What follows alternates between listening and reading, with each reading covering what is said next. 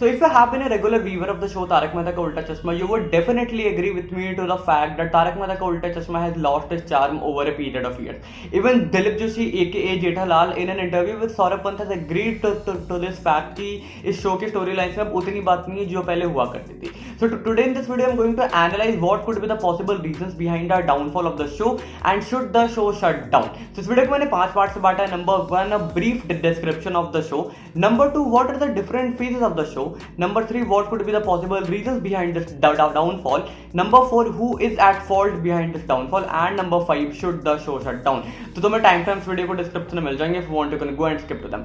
Number 1, what is the show all about. So देखो ये कहानी है गोकुलधाम सोसाइटी की which is based in Kodegaon Bombay Maharashtra. So ये कहानी रिवॉल्व करती है उसी सोसाइटी की जिससे बहुत सारी फैमिलीज रहती है and those families are suppose to represent mini India in the sense कि ऐसा दिखाया गया है कि उसमें से जितनी भी फैमिलीज है they are from different cultural background, different religions, but still they live in a unity form. तो वहाँ पे फेस्टिविटीज, वहाँ पे कॉमेडी, सोशल मैसेजेस, सबका एक बहुत अच्छा मिक्सचर है. The show basically revolves around the problem faced by the kind of protagonist of the show which is Jethalal Champaklal Gada and his family. So let's move forward to the second part of the video, that is what are the different phases of the show. तो मैंने identify करे कि show के 3 phases थे. Number 1, the starting phase. Number 2, the growth phase. And number 3, the current phase. If we talk about the starting phase, so the show just started and audience को भी show को समझने में time लगा. What is the show all about. धीरे धीरे characters को भी यूज टू होने में टाइम लगा. The actor started getting use to the roles they have to play और उसके बाद चीजें धीरे धीरे इवॉल्व हुई. देन आया शो का second phase where it got a great boom with great story lines and the characters getting identified with themselves. और उसके बाद जो शो में केमिस्ट्री वो भी बढ़ने लगी. Then they started promoting movies in the show. So basically it become a wholesome show. Even I used to be a fan of TMKOC. I used to eat my dinner with that show. मतलब I never used to miss a single episode in that show.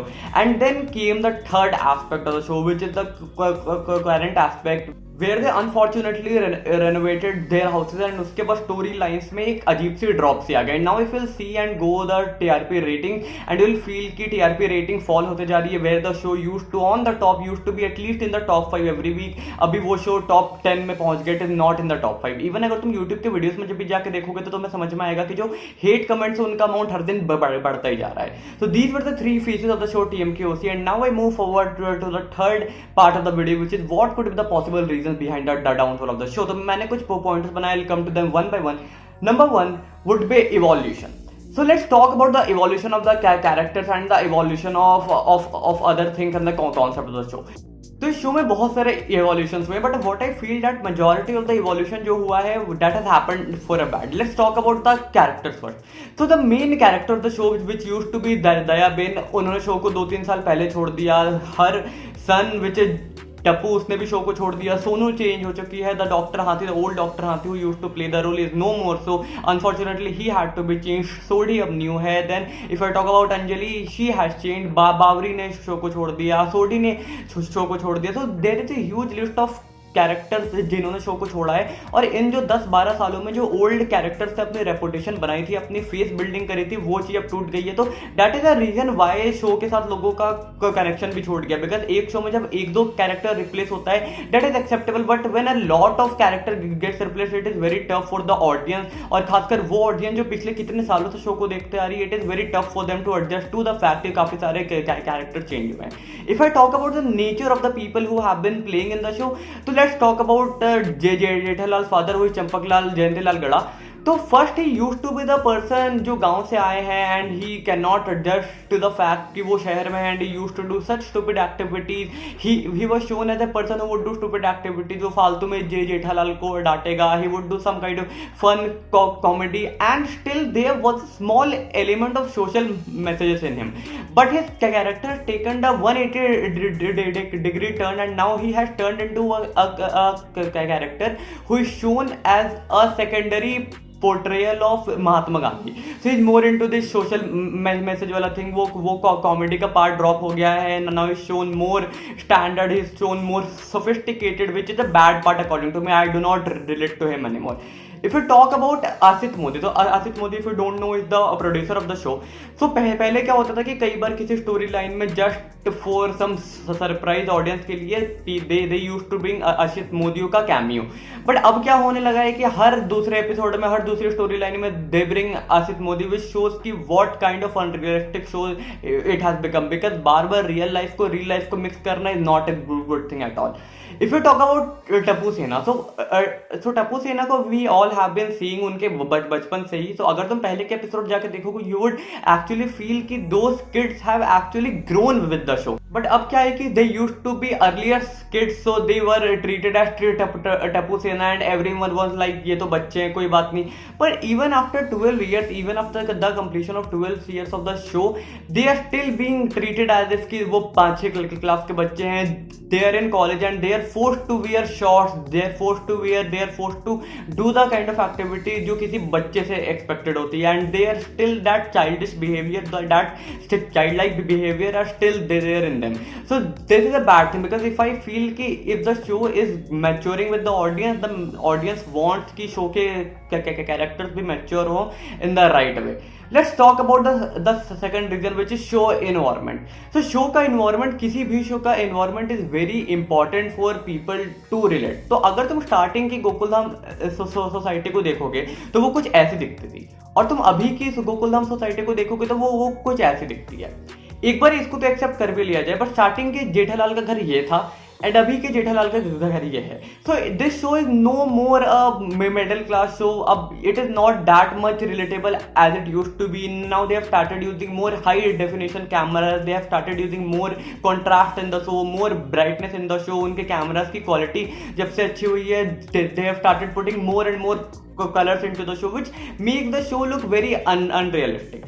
So starting में ऐसा होता था कि भिड़े को ऐसा दिखाया जाता था कि he was a man जो काफी मुश्किल से पैसे जमा करता है, पर अभी उसके घर का जो स्ट्रक्चर है that is like कि most of the middle class families can not afford.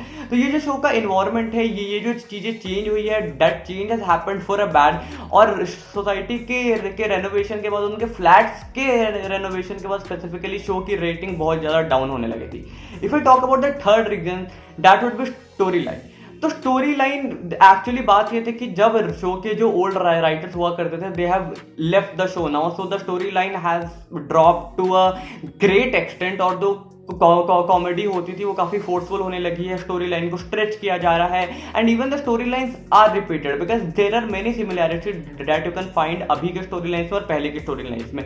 वही सेम जेठालाल का बबीता के साथ फ्लर्ट करना, सेम बापूजी का जेठालाल से टकरा के गुस्सा हो जाना, सेम नाटू काका का सैलरी बढ़ाने के जिद, सेम अय्यर और बबीता की थोड़े बहुत फाइट, अंजलि और मेहता की डाइट फूड पे बहस. तो the story lines have been repeated so much कि अब चीजें बड़ी प्रेडिक्टेबल हो गई है, तो लोगों को पता होता है कि आगे क्या होने वाला है. Most of the story lines are now based on a dream sequence, because these thing shows की शो में कितनी कम स्टोरी लाइन है और शो की स्टोरी लाइन में कितनी जान बची है. Now let's move forward to the fourth reason, who is actually at fault. Fourth part of the video, इस डाउनफॉल के पीछे कौन जिम्मेदार है. So see, it is not exactly the producers जो फॉल्ट में है, because if you have to telecast show 5 days a week, वो भी पिछले 12 साल से, there would be a compromise with the quality of the show. अगर कोई बंदा डेली अपलोड कर रहा है तो there would be some compromise with the editing, there would be some compromise with the content sometimes. Because जब वो performance pressure तुम्हारे पास आता है कि तुम्हें हर दिन टीवी पे शो को टेलीकास्ट करना है, और तुम्हारे मन में अगर वो क्रिएटिविटी ब्लॉक भी है कि तुम और स्क्रिप्ट को लिख नहीं पाते हो, या फिर actors are not in the mood of acting, या फिर उनको लीव चाहिए या किसी इमरजेंसी रीजन से उन्हें जाना है, so they have no space. I think इन्हें लॉकडाउन में अभी अपने क्रिएटिविटी ब्लॉक से बाहर निकलने का एक अच्छा स्केप मिला होगा, पर mostly it is all occupied. Because अगर तुम्हारे मन में नहीं भी आ रही कोई स्क्रिप्ट, तुम्हारे मन में कोई जोक क्रैक नहीं भी हो रहा है, तो you have to right, because हर दिन शो को जाना है. And posting a show for the last 10 to 12 years 5 days a week is not an easy job. Even generally मैं वीडियोज अगर बनाता हूँ तो कभी ना कभी मेरे मन में भी एक क्रिएटिविटी ब्लॉक आ जाता है. And I know how it feels कि जब तुम्हें हर दिन अपलोड करना है, and you have to compulsorily force out yourself of that block. So I think yes, the producers cannot be blamed entirely. It is all about the pressure of the performance. Now the fifth and the last part, should the show shut down? So इस पे दो views है. Number one views says कि दे are those people जो पिछले 10-12 साल से show को देखते आ रहे हैं, including me. They are those people जिन्होंने शो को छोटे से बड़ा बनते हुए देखा है. Now they are seeing the downfall of the show. So according to those people, according to the people जो ऐसा सोचते हैं, जो शो के कल्ट फॉलोअर हैं, दे थिंक कि yes it is better to die as a hero rather than seeing yourself being assassinated as a villain. तो इनके हिसाब से शो को बंद हो जाना चाहिए. पर there is another aspect, there is a second view. वो या तो वैसे लोग हैं जिन्होंने शो को अभी हाल फिलहाल में पिछले 2-3 सालों से देखना स्टार्ट किया है, या फिर वो वैसे लोग हैं जो पहले से भी देखते आ रहे हैं, पर they are office going people, they're people of the ages 30-40 साल के. they still find the show very interesting because उनका एक entertainment हो जाता है. Because if I have to be frank, the show in isolation in itself is not a bad show. It is just bad because we are comparing it with its earlier episodes. So they want to know the show should continue. What is the conclusion? अभी तो काफी सारे petitions भी start हो गए to close the show Taarak Mehta Ka Ooltah चश्मा. So what should be the exact way? So according to me, I analyzed a lot and I actually could not find an answer ki should the show shut down or not. If you have an answer, please do tell me in the comments. I think it is better for the producers to understand what they want and how they want to frame the ending of the show, because according to me, both views are equally correct, because it is all upon the producer of the show, how they try to and how they want to carry forward the show. So guys, that was a very long, तो हो ही गई होगी video, very long or whatever analysis of the show Taarak Mehta Ka Ooltah चश्मा and its downfall. Do subscribe my channel, do share this video with all the Team QC fans, do drop a comment regarding your views, and do check out my other videos. I'll see you tomorrow. That is all from my side. Thank you and bye.